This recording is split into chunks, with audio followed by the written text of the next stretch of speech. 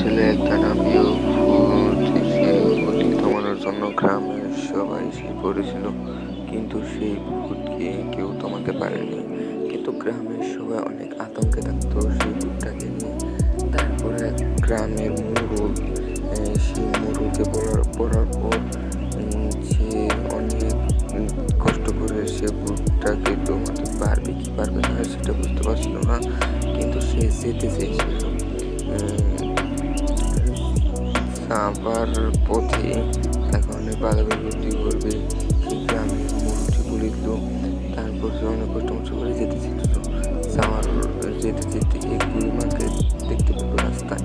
তাকে জিজ্ঞাসা করলো, বুড়িমা, সে ভূতের বাসা কোন দিকে? তারপর সে ভূত বুড়িমা দেখে দিল, এই যে দিকে যাবে। সেদিকে যাওয়ার পর সে ভূতকে দেখতে পেল। সে ভূত দানব লোক,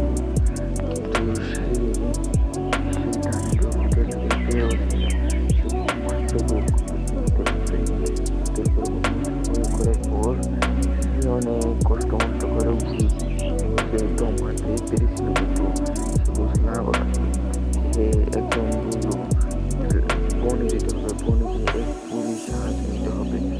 সে পুরীটিকে অনেক কষ্ট করে খোঁজার পর সে এসেছিল। তারপর সে ভূত আর কি করার, সে ভূতটি চলে গেল।